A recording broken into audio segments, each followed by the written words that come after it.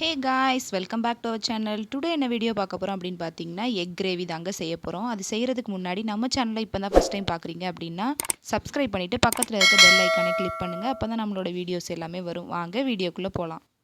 அடுப்பில் ஃபஸ்ட்டு ஒரு பேன் வச்சுக்கோங்க. பேன் நல்லா சூடானதும் ஆயில் சேர்த்துக்கோங்க.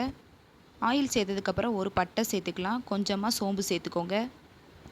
சோம்பு வெடித்ததுக்கப்புறமா வெங்காயத்தை சேர்த்துக்கலாம். நான் ஒரு வெங்காயத்தை இந்த மாதிரி குட்டி குட்டியாக கட் பண்ணி வச்சுருக்கேன், பெரிய வெங்காயத்தை.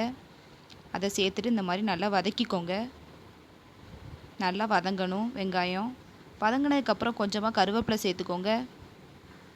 நான் வந்து இஞ்சி பூண்டு பேஸ்ட்டு அரைச்சி வச்சுருந்தேன், அதையும் சேர்த்துக்கிறேன். இஞ்சி பூண்டு பேஸ்ட்டு வந்து எப்போவுமே ஃப்ரெஷ்ஷாகவே அரைச்சி போடுங்க, அப்போ தான் நல்லாயிருக்கும். இப்போ காரத்துக்கு ஏற்ற மாதிரி மிளகாய் சேர்த்துக்கோங்க, பச்சை மிளகா. நான் வந்து ஒரு தக்காளியை இந்த மாதிரி பெரிய தக்காளியை அரைச்சி வச்சுருக்கேன், அதையும் இவ்வளோ சேர்த்துக்கலாம். ஒரு பிஞ்ச் மஞ்சள் தூள் சேர்த்துக்கோங்க. காரத்துக்கு தகுந்த மாதிரி சிக்கன் மசாலா சேர்த்துக்கலாம். சேர்த்துட்டு இந்த மாதிரி நல்லா மிக்ஸ் பண்ணிக்கோங்க. நல்லா பச்சை வாசனை எல்லாம் போகணும், எண்ணெய் பிரிஞ்சு வரும், இந்த மாதிரி லைட்டாக கொதிக்கும். இப்போ தண்ணி சேர்த்துக்கோங்க. நான் 1 கப் தண்ணி சேர்த்துருக்கேன். தண்ணி சேர்த்துட்டு இந்த மாதிரி நல்லா மிக்ஸ் பண்ணிக்கோங்க. மிக்ஸ் பண்ணிவிட்டு தேவையான அளவு உப்பு சேர்த்துக்கலாம். சேர்த்துட்டு மறுபடியும் ஒரு வாட்டி மிக்ஸ் பண்ணிக்கோங்க.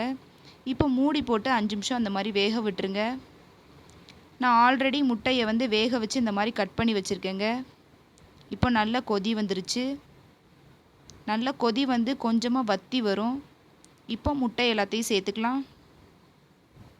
முட்டை எல்லாத்தையும் சேர்த்துட்டு மெதுவாக பெரட்டி விடுங்க. மசாலா எல்லாம் முட்டையில் அப்ளை ஆகிற மாதிரி. கடைசியாக கொத்தமல்லி இலை போட்டு இறக்குனீங்கன்னா முட்டை கிரேவி ரெடி ஆயிடுச்சுங்க, என்னோடய ஸ்டைலில். இந்த கிரேவி உங்களுக்கு பிடிச்சிருந்துச்சின்னா லைக் பண்ணி ஷேர் பண்ணுங்கள் கைஸ். நெக்ஸ்ட் வீடியோவில் பார்ப்போம். தேங்க்யூ, பாய்.